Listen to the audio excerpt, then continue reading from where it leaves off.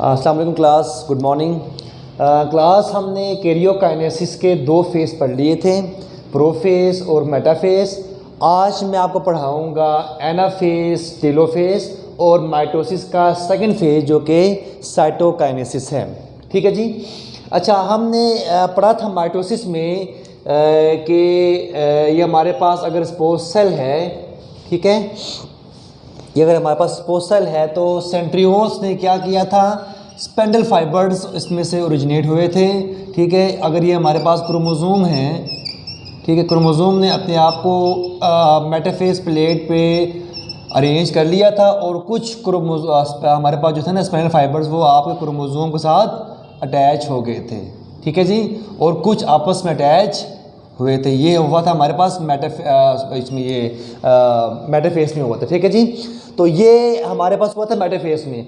अब आपका एनाफेज में क्या होगा, जब आपके स्पेंडल फाइबर्स ने क्रोमोसोम पे अटैक किया, उसके साथ जाके ज्वाइन हुए, तो क्या होगा, आपके जो स्पेंडल फाइबर्स हैं ये क्रोमोसोम्स को अपने पोल की तरफ अट्रैक्ट करेंगे। इस वे में अट्रैक्ट करेंगे, देखिए सपोज करेंगे अगर आपका ये क्रोमोसोम है, ठीक है, ये क्रोमोसोम है, तो इस पार्ट को इस पोल पे अटैक करेगा स्पेंडल फाइबर्स और इस पार्ट को इस पोल पे। ठीक है ना, तो ये ऐसे इसकी डिवीज़न होगी लाइक डैट के हमारे पास ये पार्ट इधर आ जाएगा, ठीक है, और ये पार्ट इस साइड पे आ जाएगा ऐसे। ये वाला पार्ट इस पोल पे और ये वाला पार्ट इस पे, मीन्स कि आप ये सेंटर से दो पीसेस में, हाफ पीस में डिवाइड हो जाएगा। ठीक है जी। अच्छा, उसके बाद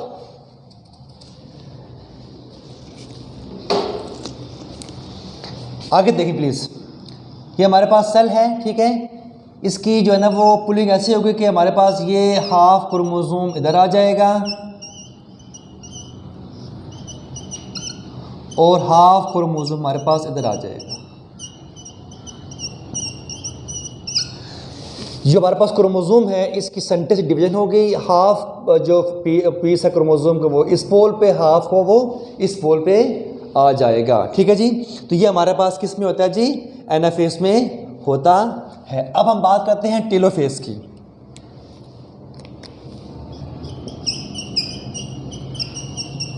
सॉरी, हाँ, टेलोफेज की।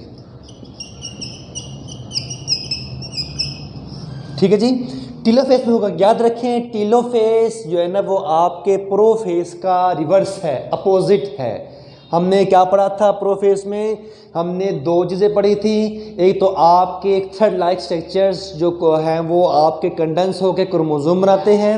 सेकेंडली क्या होता है कि जो आपके न्यूक्लियस जो हैं वो डिग्रेड होना शुरू हो जाते हैं। लेकिन इसमें क्या होगा, वो जो हमारे पास क्रोमोसोम बना था वो दोबारा अनकॉइल होके दोबारा जो है ना वो सेग्रीगेट होके थ्रेड लाइक स्ट्रक्चर बनाएंगे और साथ साथ जो आपका न्यूक्लियस प्रोफेज में जो डिसअपियर हुआ था वो दोबारा अपीयर होना शुरू हो जाएगा। इस तरह देखिए हमारे पास ये अगर हमारे पास सेल है, ठीक है, तो यहाँ पे हाफ क्रोमोसोम इधर आ गया,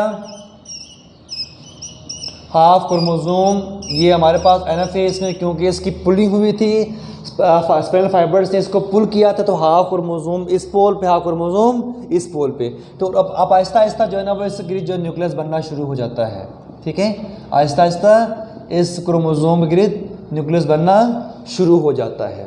ठीक है जी, अब आगे क्या होगा हमारे पास, आगे देखें आप। ठीक है, तो आगे फिर ये क्या होगा हमारे पास, ये जो क्रोमोसोम है ये दोबारा थ्रेड लाइक स्ट्रक्चर्स में डिवाइड हो जाएंगे और आपका जो न्यूक्लियस मज़ीद विजिबल हो जाएगा इस फेस में।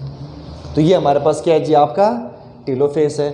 ठीक है ना, हमने पढ़ा कि आपके एनाफेज में क्रोमोसोम, जब आपके स्पिनल फाइबर्स क्रोमोसोम पे अटैक करते हैं तो ये क्रोमोसोम्स के पार्ट को अपने अपने पोल की तरफ पुल करते हैं, तो आपका हाफ क्रोमोसोम इस पोल पे आता है, हाफ क्रोमोसोम आपका इस पोल पे आता है। ठीक है ना, यहाँ तक हो गया।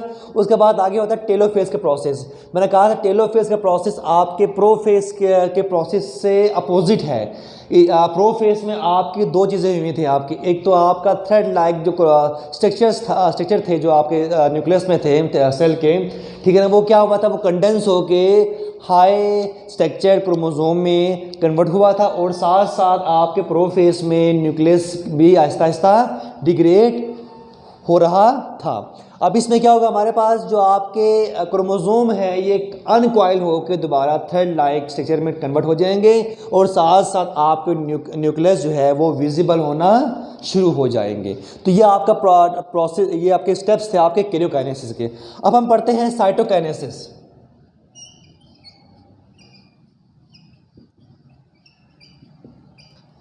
हमने कहा था कि cytokinesis is the division of cytoplasm, ठीक है। अगर हम बात करते हैं एनिमल सेल में तो ये होती है थ्रू क्लीवेज।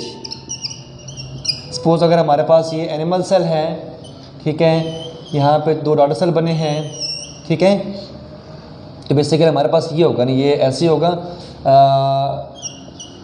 ये हमारे पास थ्रेड लाइक स्ट्रक्चर्स हैं और ये सेंटर से किसी क्लीवेज होगी, ठीक है, ये फरो बनाएगा, ये अंदर डीपन इस होते जाएगा और ये फरो बना के हमारे पास नेक्स्ट में ये 1 से 2 सेल में कन्वर्ट हो जाएगा। ये हमारे पास एक सेल आ गया, हमारे पास एक सेल आ गया, ठीक है जी।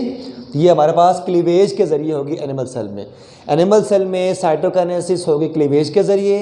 इसमें क्या होगा, अगर सपोज करें कि अगर ये हमारे पास एनिमल सेल है तो इसके जो सेल मेम्ब्रेन है ये अंदर की तरफ धंसते जाएंगे, ठीक है ना। ये it will furrow deepen and it will eventually separate into 2 daughter cell.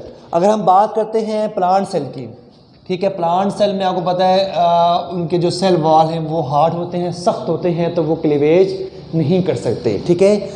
उनके जो हमारे पास सेल वॉल है वो पिंच अंदर की तरफ पिंच नहीं कर सकते। तो ये जो गोल्जी वेजिकल्स हैं, आपके जो गोल्जी बॉडी से निकलते हैं वो आपके सेंटर में अलाइन होंगे और आपस में फ्यूज़ होने के बाद ये एक सेल जो है ये 2 सेल्स में डिवाइड हो जाता है।